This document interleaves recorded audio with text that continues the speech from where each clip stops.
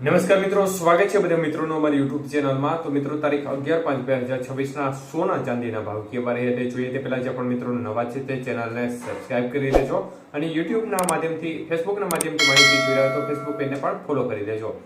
સૌપ્રથમ ચાંદીના ભાવ જોઈએ તો 1 ગ્રામ ચાંદીનો ભાવ આજે ખાસ કરીને 275 રૂપિયા, જ્યારે 8 ગ્રામ ચાંદી 2200 રૂપિયા, 10 ગ્રામ ચાંદીનો ભાવ જોવા જઈએ તો આજે 2750 રૂપિયા, 100 ગ્રામ ચાંદી આજે 2,75,000 રૂપિયા, 27,500 રૂપિયા અને 1 કિલો ચાંદીનો ભાવ 2,75,000 રૂપિયા સુધી રહ્યો હતો।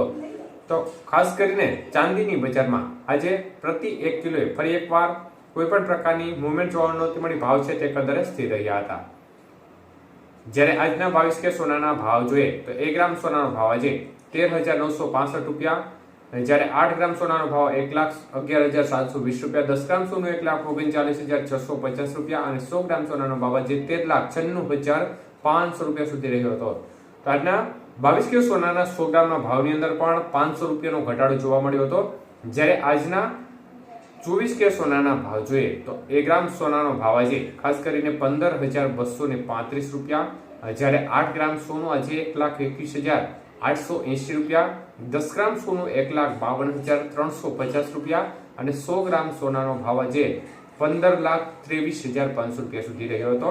તો આજના 24 કે સોનાના 100 ગ્રામના ભાવની અંદર 600 રૂપિયાનો ઘટાડો જોવા મળ્યો હતો। જ્યારે આજના 18 કે સોનાના ભાવ જોઈએ તો 1 ગ્રામનો ભાવ આજે 11,427 રૂપિયા, 8 ગ્રામ સોનું 91,416 રૂપિયા, 10 ગ્રામ સોનું 1,14,270 રૂપિયા અને 100 ગ્રામ સોનાનો ભાવ આજે 11,42,700 રૂપિયા સુધી રહ્યો હતો। તો આજના 18 કે સોનાના 100 ગ્રામના ભાવમાં 400 રૂપિયાનો ઘટાડો જોવા મળ્યો હતો। તો મિત્રો, બજાર છે તે આજે પણ ઘટાડો તરફી વલણ યથાવત છે, પરંતુ જે બજારની ઘટવાની રફતાર છે તે એક પ્રકારે થમી ગઈ હોય તે પ્રકારનો માહોલ છે। ખાસ કરીને મોટો ઘટાડો નથી થઈ રહ્યો, ધીમી ગતિએ બજાર છે તે સતત ઘટી રહી છે। ડોલર સામે રૂપિયાની સ્થિતિ જોવા જઈએ તો લગભગ 94.50 રૂપિયા નજીક ડોલર સામે રૂપિયાનું મૂલ્ય અત્યારે મૂવમેન્ટ કરતું નજર પડી રહ્યું છે।